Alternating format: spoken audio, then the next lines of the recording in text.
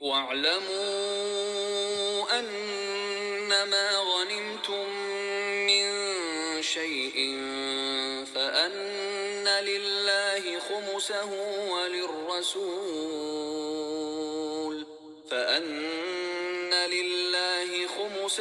وللرسول ولذي القربى واليتامى والمساكين وابن السبيل إن كنتم آمنتم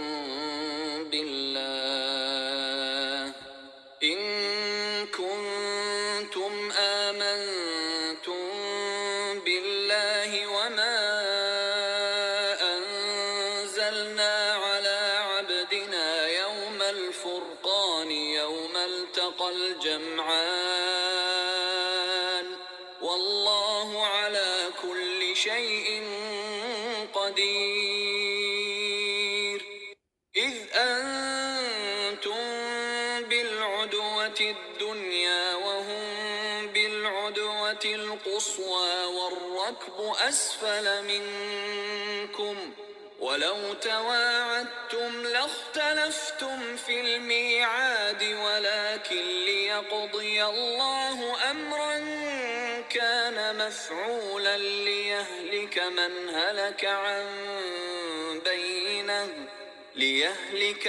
هلك عن بينة ويحيى من حي عن بينة وإن الله لسميع عليم.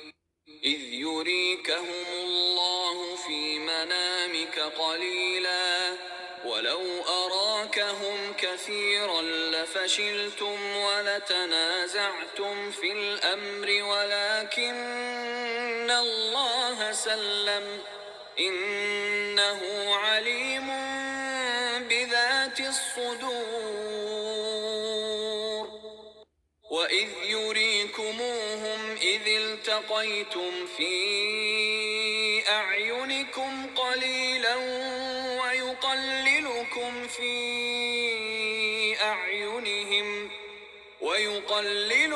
في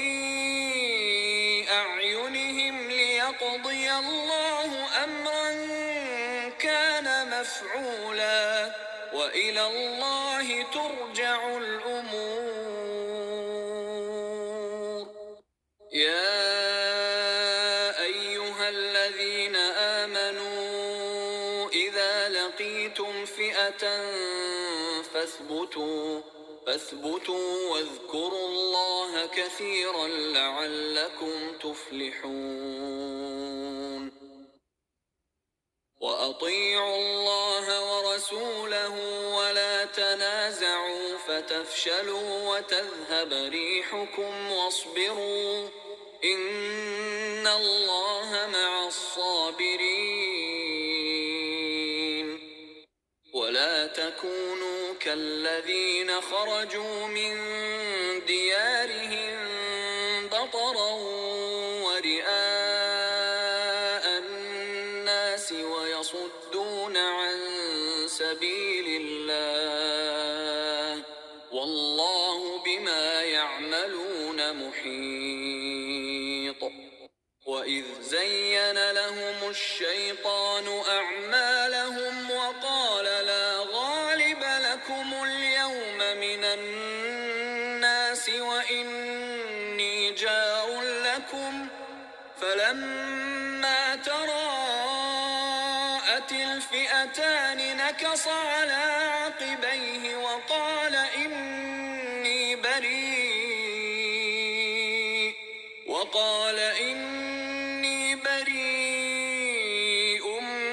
منكم إني أرى ما لا ترون إني أخاف الله والله شديد العقاب. إذ يقول المنافقون والذين في قلوبهم مرض غر هؤلاء دينهم ومن يتوكل على الله فإن الله عزيز عزيز حكيم. ولو ترى إذ يتوفى الذين كفروا الملائكة يضربون وجوههم وأدبارهم وذوقوا عذاب الحريق ذلك بما قدمت أيديكم وأن الله ليس بظلام للعبيد.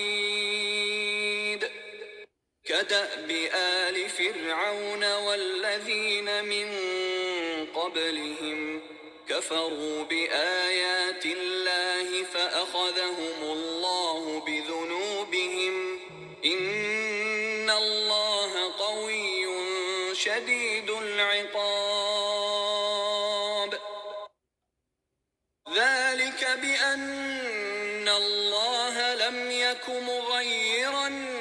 نعمة أنعمها على قوم حتى يغيروا ما بأنفسهم وأن الله سميع عليم. كدأب آل فرعون والذين من قبلهم كذبوا بآيات ربهم فأهلكناهم بذنوبهم وأغرقنا آل فرعون وكل كانوا ظالمين. إن شر الدواب عند الله الذين كفروا فهم لا يؤمنون. الذين عاهدت منهم ثم ينقضون عهدهم في كل مرة وهم لا يتقون. فإما تثقفنهم في الحرب فشرد بهم من خلفهم لعلهم يذكرون. وإما تخافن من قوم خيانة فانبذ إليهم على سواء إن الله لا يحب الخائنين. ولا يحسبن الذين كفروا سبقوا إنهم لا يعجزون. وأعدوا لهم ما استطعتم من قوة ومن رباط الخيل ترهبون به عدو الله وعدوكم وآخرين من دونهم لا تعلمونهم الله يعلمهم وما تنفقوا من شيء في سبيل الله يوفى إليكم وأنتم لا تظلمون. وإن جنحوا للسلم فاجنح لها وتوكل على الله إنه هو السميع العليم. وإن يريدوا أن يخدعوك فإن حسبك الله هو الذي أيدك بنصره وبالمؤمنين وألف بين قلوبهم لو أنفقت ما في الأرض جميعا ما ألفت بين قلوبهم ولكن الله ألف بينهم إنه عزيز حكيم. يا أيها النبي حسبك الله ومن اتبعك من المؤمنين يا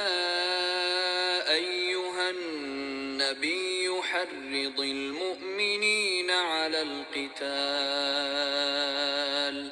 إن يكن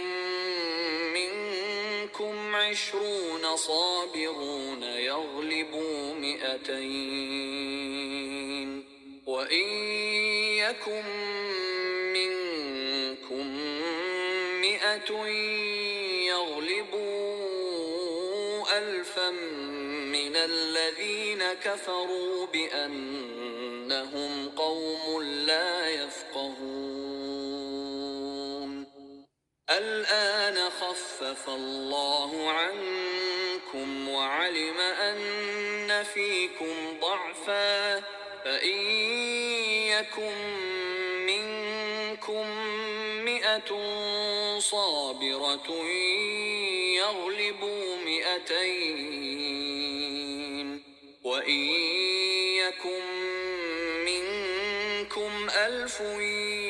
يغلبوا 2000 بإذن الله والله مع الصابرين ما كان لنبي أن يكون له أسرى حتى يثخن في الأرض تريدون عرض الدنيا والله يريد الآخرة والله عزيز حكيم لولا كتاب من الله سبق لمسكم فيما أخذتم عذاب عظيم فكلوا مما غنمتم حلالا طيبا واتقوا الله إن الله غفور رحيم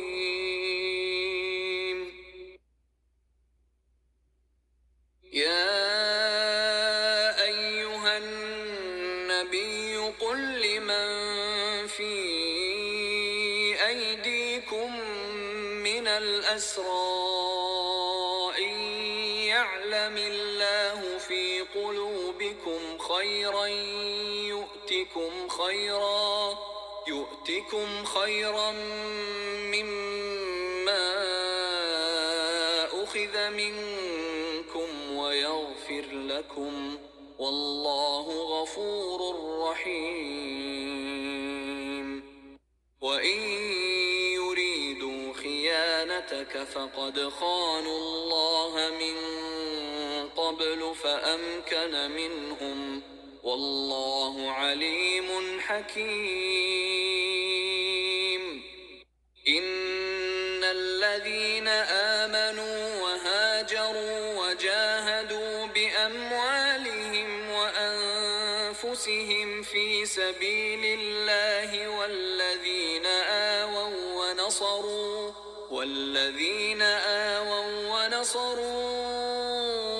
أولئك بعضهم أولياء بعض والذين آمنوا ولم يهاجروا ما لكم من ولايتهم من شيء حتى يهاجروا وإن استنصروكم في الدين فعليكم النصر إلا على قوم بينكم وبينهم ميثاق والله بما تعملون بصير والذين كفروا بعضهم أولياء بعض إلا تفعلوه تكن فتنة في الأرض وفساد كبير والذين آمنوا وهاجروا وجاهدوا في سبيل الله والذين آووا والذين آووا ونصروا أولئك هم المؤمنون حقا لهم مغفرة ورزق كريم والذين آمنوا من بعد وهاجروا وجاهدوا معكم فأولئك منكم وأولو الأرحام بعضهم أولى ببعض في كتاب الله إن الله بكل شيء عليم.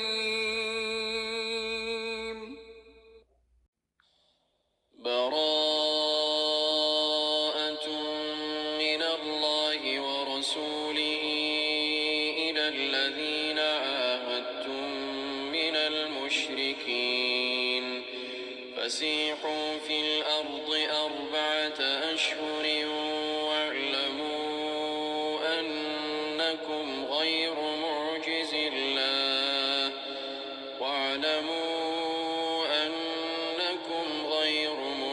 الله وأن الله مخزي الكافرين وأذان من الله ورسوله إلى الناس يوم الحج الأكبر أن الله بريء من المشركين ورسوله فإن تبتم فهو خير لكم وإن توليتم فاعلموا أنكم غير معجز الله وبشر الذين كفروا بعذاب أليم إلا الذين عاهدتم من المشركين ثم لم ينقصوكم شيئا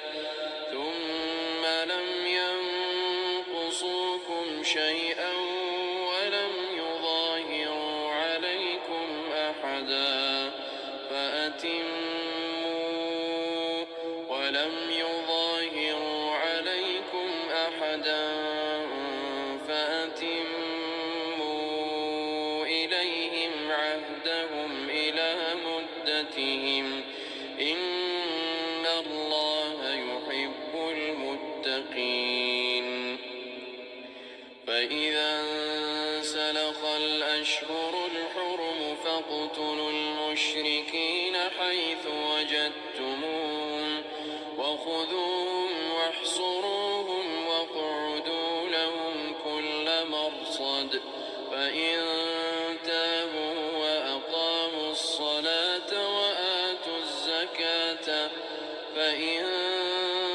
تابوا وأقاموا الصلاة وآتوا الزكاة فخلوا سبيلهم إن الله غفور رحيم وإن أحد من المشركين استجارك فأجره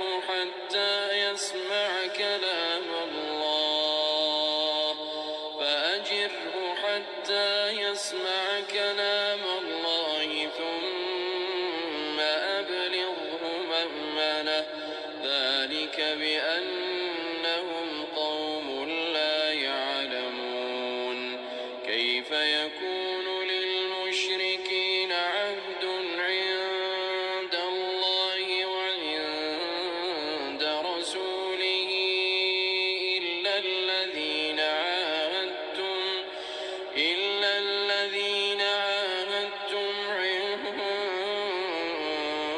عند المسجد الحرام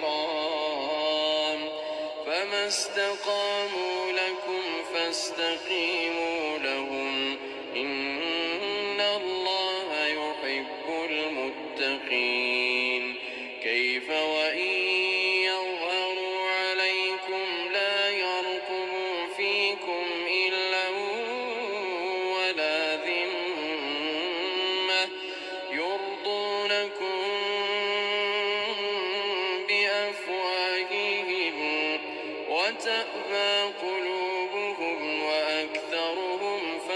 فاسقون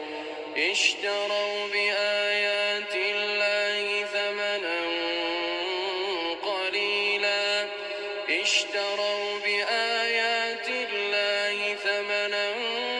قليلا فصدوا عن سبيله إنهم ساء ما كانوا يعملون لا يرقبون في مؤمن إلا ولا ذمة وأولئك هم المعتدون فإن تابوا وأقاموا الصلاة وآتوا الزكاة فإخوانكم في الدين ونفصل الآيات لقوم يعلمون وإن نكثوا أيمانهم من بعد عهدهم وطعنوا في دينكم فقاتلوا أئمة الكفر إنهم لا أيمان لهم لعلهم ينتهون ألا تقاتلون قوما نكثوا أيمانهم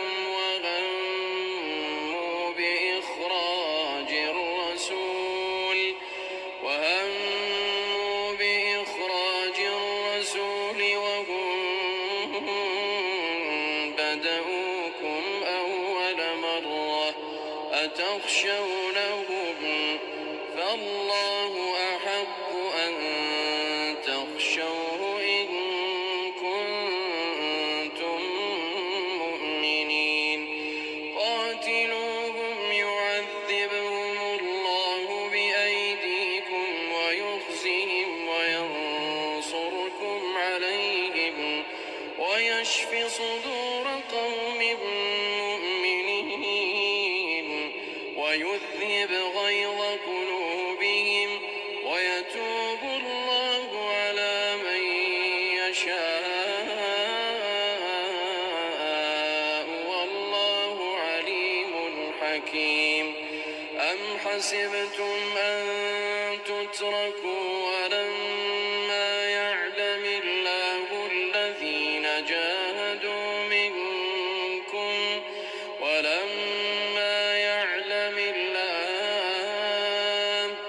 أم حسبتم أن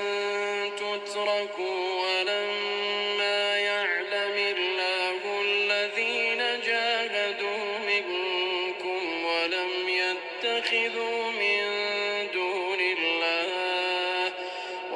يتخذوا من دون الله ولا رسوله ولا المؤمنين وليجة والله خبير بما تعملون ما كان للمشركين أن يعمروا مساجد الله شاهدين على أنفسهم بالكفر أولئك حبطت أعمالهم وفي النار هم خالدون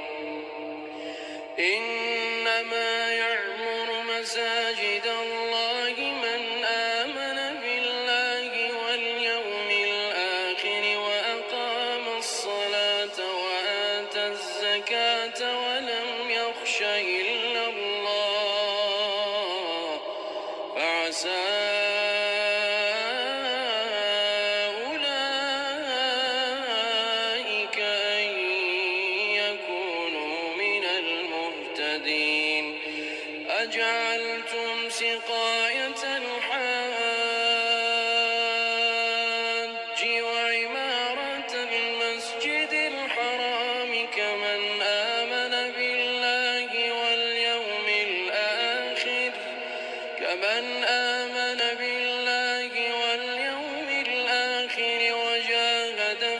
سبيل الله لا يستوون عند الله والله لا يهدي القوم الظالمين الذين آمنوا وهاجروا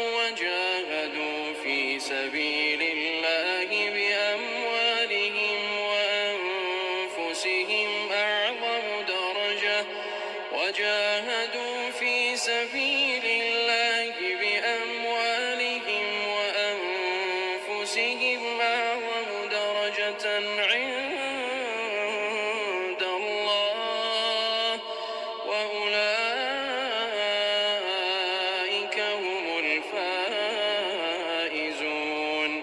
يبشرهم ربهم برحمة منه ورضوان وجنات لهم فيها نعيم يبشرهم ربهم برحمة منه ورضوان وجنات لهم فيها نعيم مقيم خالدين فيها أبدا إن الله عنده أجر عظيم يا أيها الذين آمنوا لا تتخذوا آباءكم وإخوانكم أولياء إن استحبوا الكفر على الإيمان ومن يتولهم منكم فأولئك هم الظالمون قل إن كان آباؤكم وأبناؤكم وإخوانكم وأزواجكم وعشيرتكم وأموال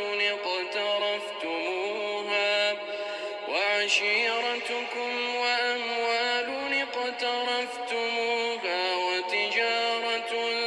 تخشون كسادها ومساكن ترضونها أحب إليكم من الله ورسوله وجهاد في سبيله فتربصوا حتى يأتي الله بأمره والله لا يهدي القوم الفاسقين لقد نصركم الله في مواطن كثيرة ويوم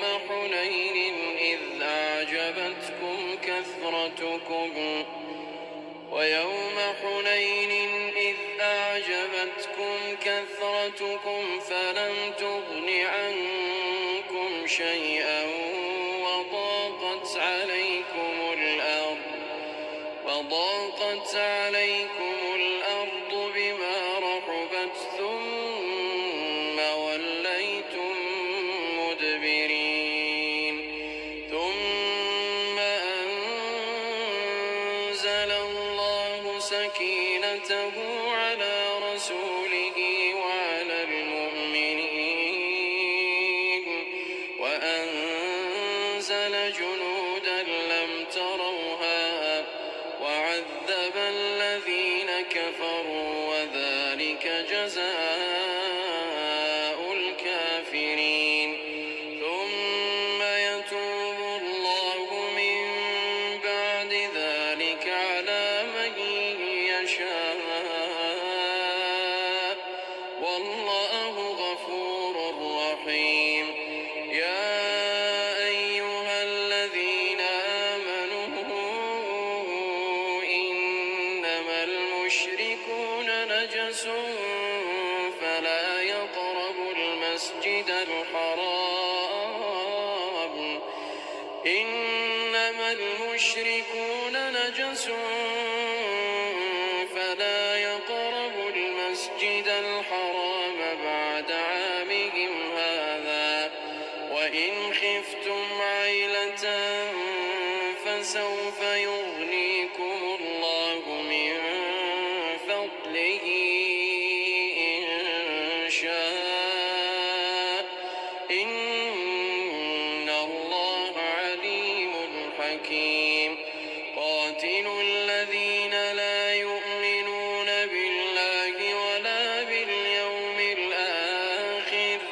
ولا يحرمون ما حرم الله ورسوله ولا يدينون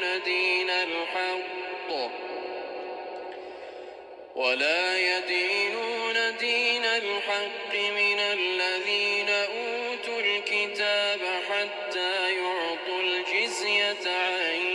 يد وهم صاغرون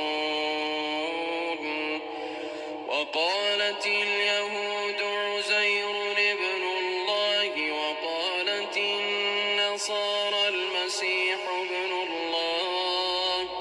ذلك قولهم بأفواههم يضاهئون قول الذين كفروا من قبل قاتلهم الله أنى يؤفكون اتخذوا أحبارهم ورهبانهم أربابا من دون الله والمسيح ابن مريم وما أمروا إلا ليعبدوا إلها واحدا لا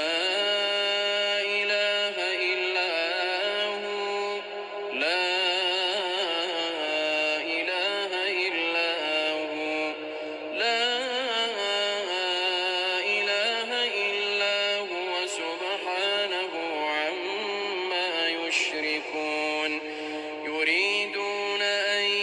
يطفئوا نور الله بأفواههم ويأبى الله إلا أن يتم نوره ولو كره الكافرون هو الذي أرسل رسوله بالهدى ودين الحق ليظهره على الدين كله ولو كره المشركون يا أيها الذين آمنوا إن كثيرا من الأحبار والرهبان ليأكلون أموال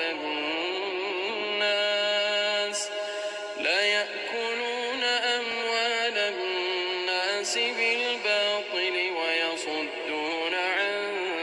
سبيل الله والذين يكنزون الذهب والفضة ولا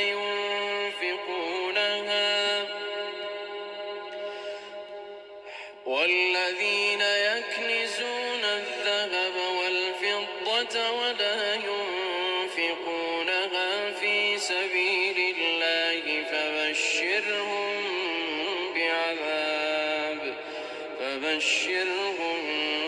بعذاب أليم يوم يحمى عليها في نار جهنم فتكوى بها جباههم وجنوبهم وظهورهم هذا ما كنزتم لأنفسكم فذوقوا ما كنتم تكنزون إن عدة الشهور عند الله 12 شهرا في كتاب الله يوم خلق السماوات والأرض منها 4 حرم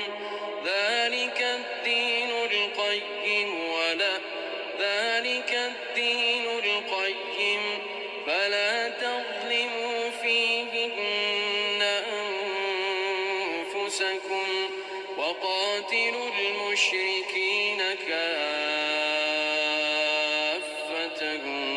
كما يقاتلونكم كافة واعلموا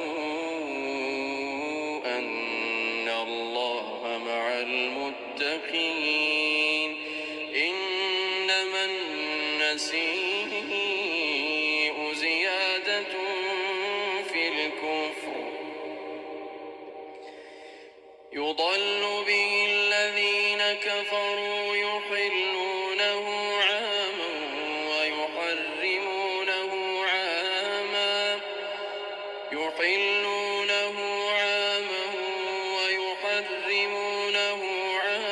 ليواطئوا عدة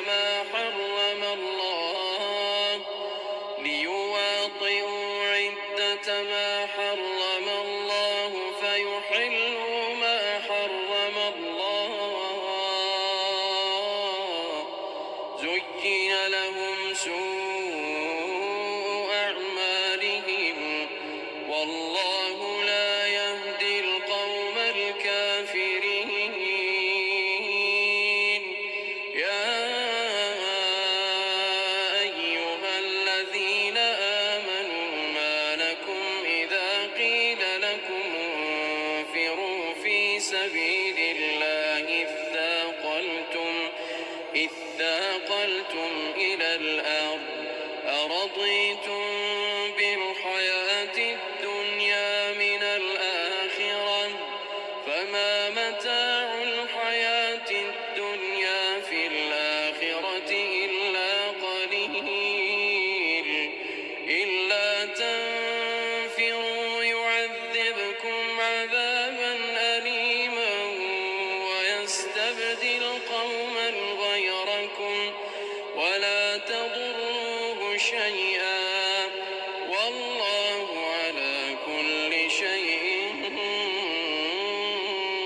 قدير إلا تنصروه فقد نصره الله إذ أخرجه الذين كفروا ثاني اثنين إذ هما في الغار إذ يقول لصاحبه لا تحزن إن الله معنا فأنزل الله سكينته عليه وأيده بجنود لم تروها وجعل كلمة الذين كفروا السفلى وكلمة الله هي العليا وجعل كلمة الذين كفروا السفلى وكلمة الله هي العليا والله عزيز حكيم انفروا خفافا وثقالا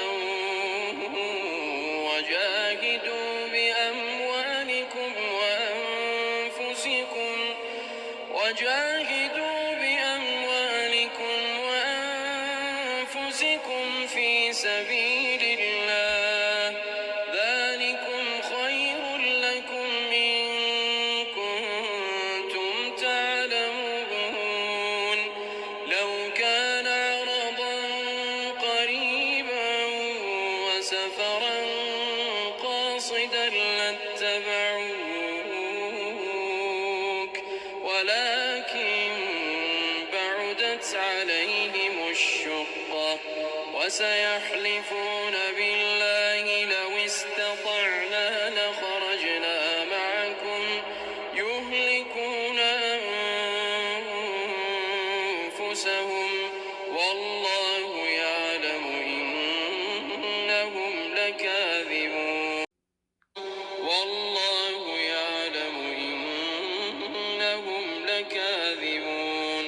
عفى الله عنك لم أذنت لهم حتى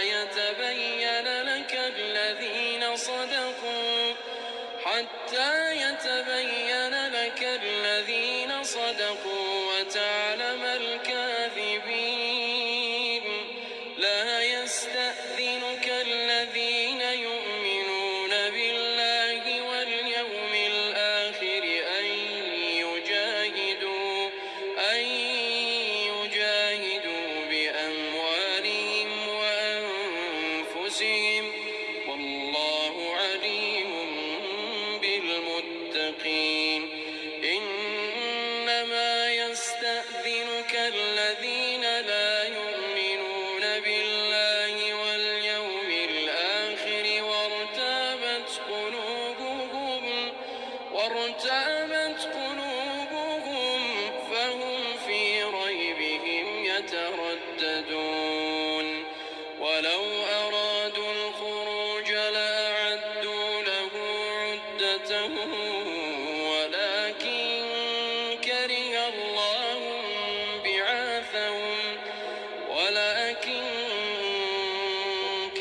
الله بعاثهم فثبطهم وقيل اقعدوا مع القاعدين لو خرجوا فيكم ما زادوكم إلا خبالا ولأوضعوا خلالكم يبغونكم الفتنة وفيكم سماعون لهم والله عليم بالظالمين لقد ابتغوا الفتنة من قبل وقلبوا لك الأمور حتى جاء الحق وظهر أمر الله وهم كارهون ومنهم من يقول ائذن لي ولا تفتني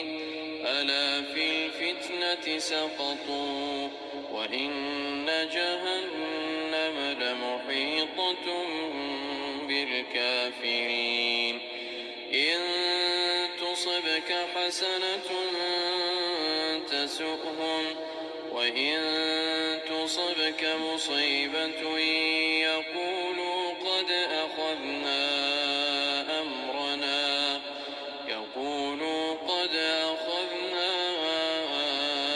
أمرنا من قبل ويتولوا وهم فرحون قل لن يصيبنا إلا ما كتب الله لنا هو مولانا وعلى الله فليتوكل المؤمنون قل هل تربصون بنا إلا إحدى الحسنيين ونحن نتربص بكم أن يصيبكم الله بعذاب من عنده أو بأيدينا فتربصوا إنا معكم متربصون قل أنفقوا طوعا أو كرها لن يتقبل منكم إنكم كنتم قوما فاسقين وما منعهم أن تقبل منهم نفقاتهم إلا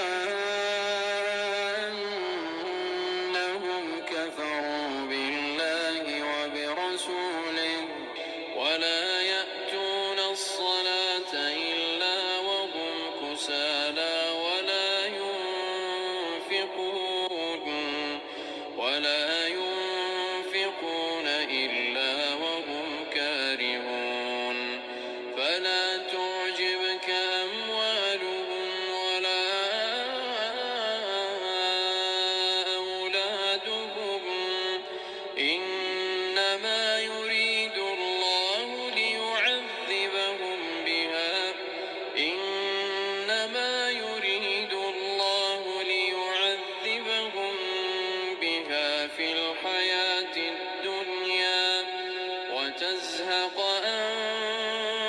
أنفسهم وهم كافرون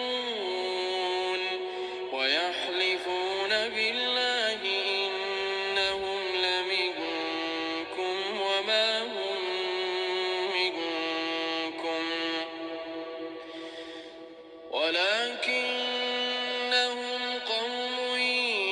يفرقون لو يجدون ملجأ أو مغارات أو مدخلا لولوا إليه وهم يجمحون ومنهم من يلمزك في الصدقات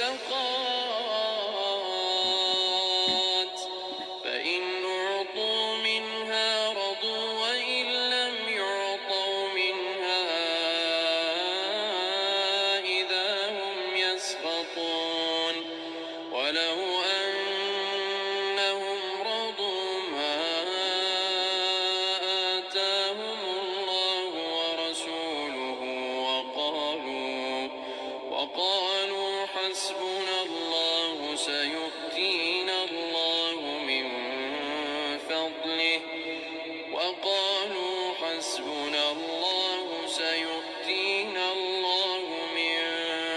فضله ورسوله إنا إلى الله راغبون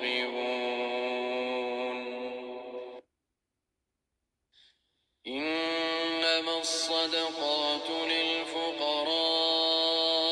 والمساكين والعاملين عليها والمؤلفة قلوبهم وفي الرقاب والغارمين وفي سبيل الله وابن السبيل فريضة من الله والله عليم حكيم ومنهم الذين يؤذون النبي ويقولون هو أذن قل أذن خير لكم يؤمن بالله ويؤمن للمؤمنين ورحمة للذين آمنوا منكم والذين يؤذون رسول الله لهم عذاب أليم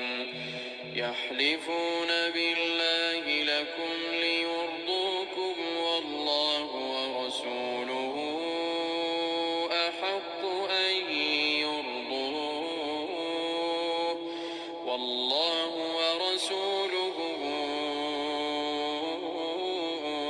أحق أن يرضوه إن كانوا مؤمنين ألم يعلموا أنه من يحادد الله ورسوله فأن له نار جهنم ألم يعلموا أنه من يحادد الله ورسوله فأن له نار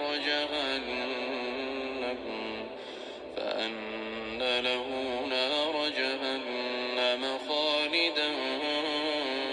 فيها ذلك الخزي العظيم يحذر المنافقون أن تنزل عليهم سورة تنبئهم بما في قلوبهم قل استهزئوا إن الله مخرج ما تحذرون ولئن سألتهم ليقولن إنما كنا نخوض ونلعب قل أبالله وآياته ورسوله كنتم يستهزئون لا تعتذروا قد كفرتم بعد إيمانكم إن نعف عن طائفة منكم نعذب طائفة بأنهم كانوا مجرمين المنافقون والمنافقات بعضهم من بعض يأمرون بالمنكر وينهون عن المعروف ويقبضون أيديهم نسوا الله فنسيهم إن المنافقين هم الفاسقون وعد الله المنافقين والمنافقات والكفار نار جهنم خالدين فيها هي حسبهم ولعنهم الله ولهم عذاب مقيم كالذين من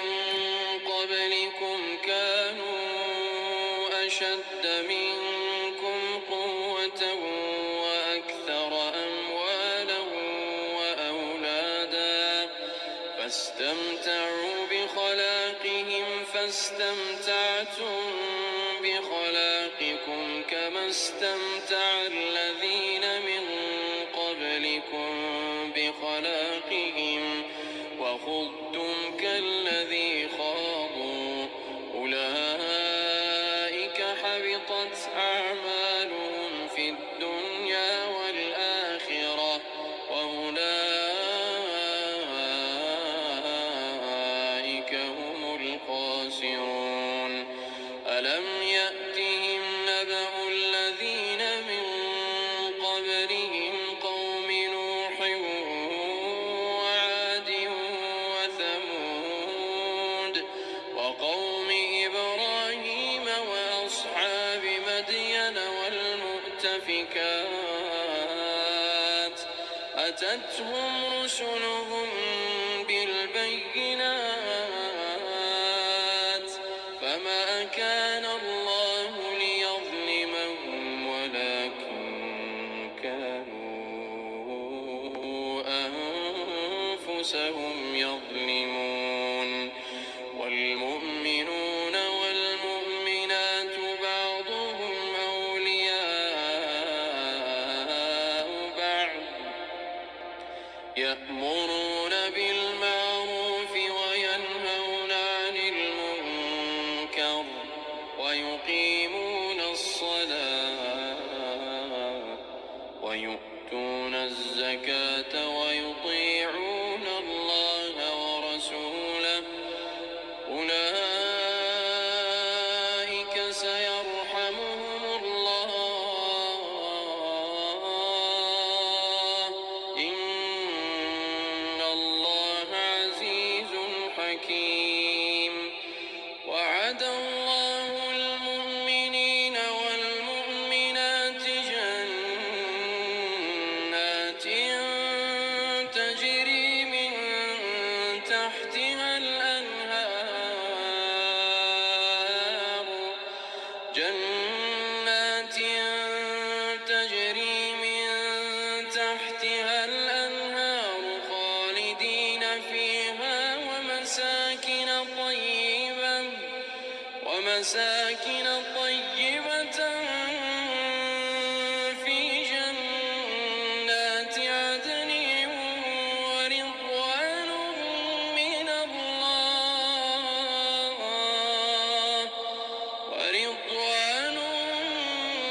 الله أكبر ذلك هو الفوز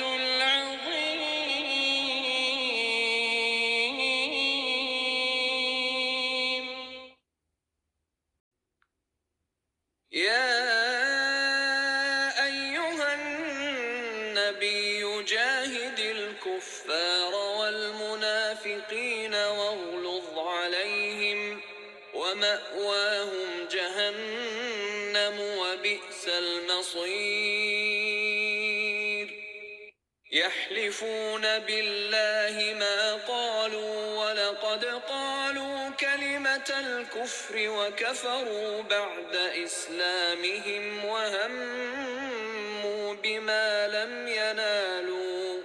وما نقموا إلا أن أغناهم الله ورسوله من فضله فإن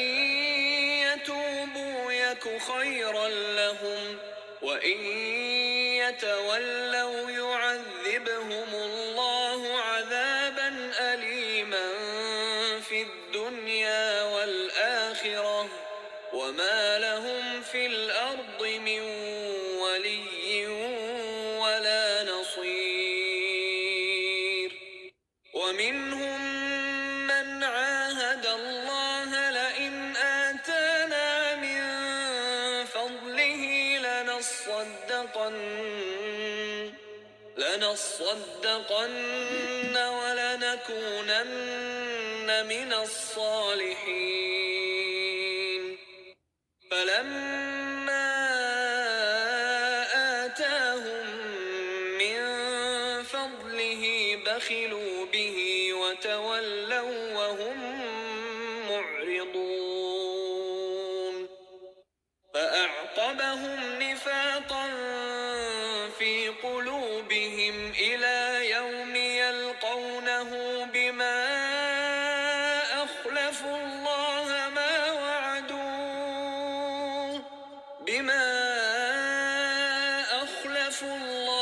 ما وعدوه وبما كانوا يكذبون ألم يعلموا أن الله يعلم سرهم ونجواهم وأن الله علام الغيوب الذين يلمزون المطوعين من المؤمنين في الصدقات والذين لا يجدون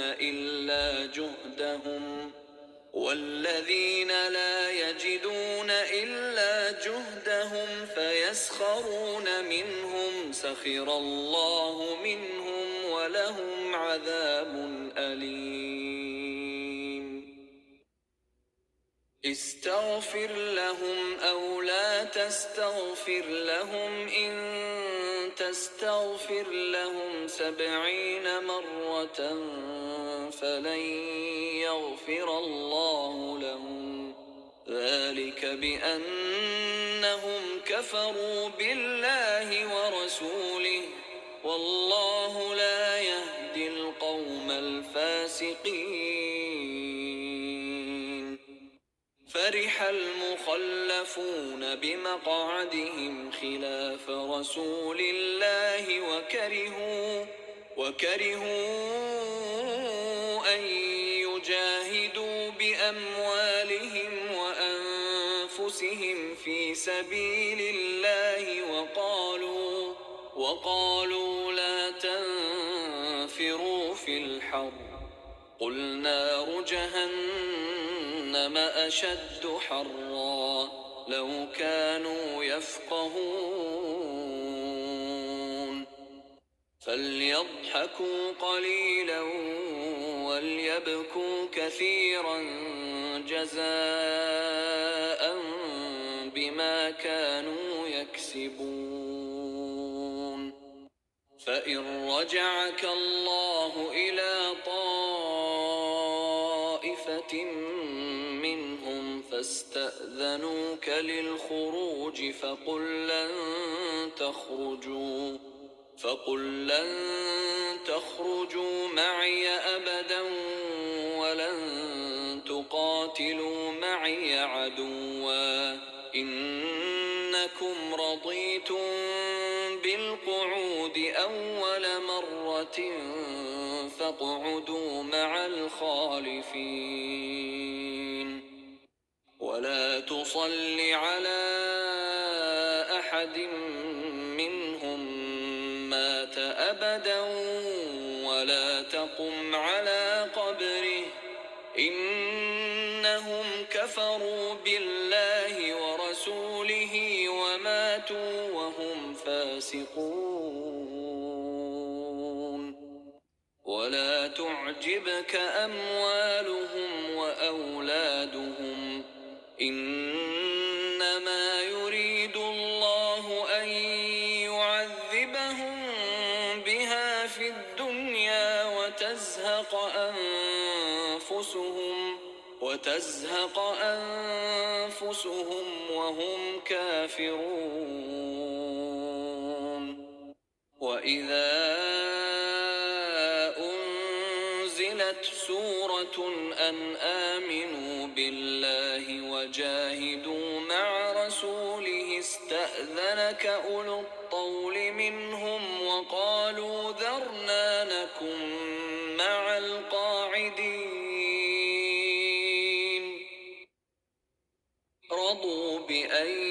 يكونوا مع الخوالف وطبع على قلوبهم فهم لا يفقهون لكن الرسول والذين آمنوا معه جاهدوا بأموالهم وأنفسهم وأولئك لهم الخيرات وأولئك هم المفلحون أعد الله لهم جنات تجري من تحتها الأنهار خالدين فيها ذلك الفوز العظيم وجاء المعذرون من الأعراب ليؤذن لهم وقعد الذين كذبوا الله ورسوله سيصيب الذين كفروا منهم عذاب أليم ليس على الضعفاء ولا على المرضى ولا على الذين لا يجدون ما ينفقون حرج إذا نصحوا لله ورسوله ما على المحسنين من سبيل والله غفور رحيم ولا على الذين إذا ما أتوك لتحملهم قلت لا أجد ما أحملكم عليه تولوا وأعينهم تفيض من الدمع حزنا ألا يجدوا ما ينفقون إنما السبيل على الذين يستأذنونك وهم أغنياء رضوا بأن